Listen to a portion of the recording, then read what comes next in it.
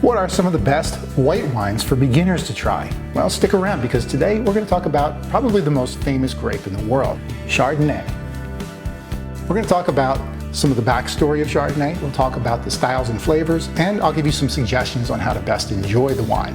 And if you stick around to the end of the video, I'll give you a recipe that pairs pretty well with most Chardonnays. Now, many countries argue that they are the true origins of the Chardonnay grape, but no surprise, it's actually France, and specifically the region of Burgundy. In fact, both the grape and the wine are named after a small town in the Burgundy region called Chardonnay.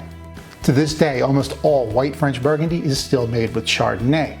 So the next time you're at the store, branch out a little bit and try some French Burgundy or French Chablis. Again, they're both made with the Chardonnay grape, and it's interesting to see how the originals differ from what we're used to drinking. Chardonnay is also one of the main grapes used in fine French champagne. So if you want to try a Chardonnay-based champagne, you want to look for a blanc de blanc, which literally means a white wine made from white grapes.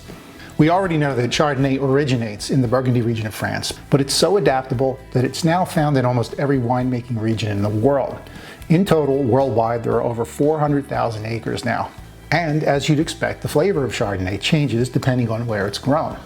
Well, it stands to reason in cooler parts of the world, it's harder to get the grapes to ripen, so what you end up with is a leaner, more acidic Chardonnay. In places like Chablis, New Zealand, and even northern US, the Chardonnay will exhibit flavors of things like green apples and pears, kiwi, lemons and limes, and sometimes even a kind of stony minerality.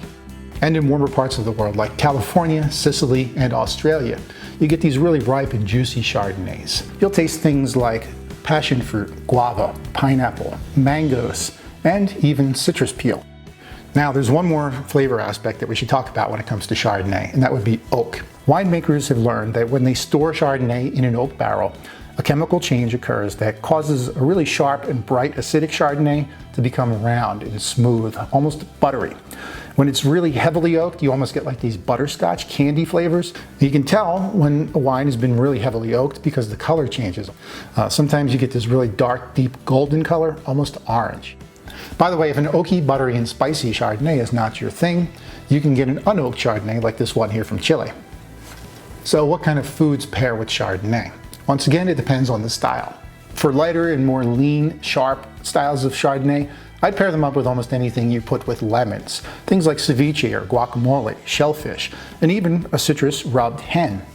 Heavier, oaky, and buttery Chardonnays are pretty good with stuff that you would normally add butter to. Things like lobster, shrimp scampi, salmon, and, believe it or not, southern barbecue.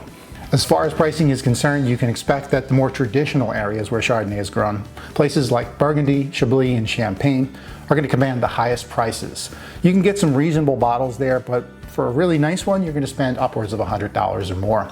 But the good news is that there's so much Chardonnay out there in the world, you don't have to spend that kind of money. For everyday drinking, you can go to California, you can look to Australia, New Zealand, or even Chile for $10 a bottle. Okay, there it is, our first video in the series, The Best White Wines for Beginners. If you like what you see here and you feel like you're learning something, please do me a favor, like, share, and subscribe to my channel. That way you'll know when new videos get rolled out. In the meantime, here's that recipe I told you goes really well with Chardonnay, so try it out and let me know how it went for you. Until the next video, take care of yourselves and cheers.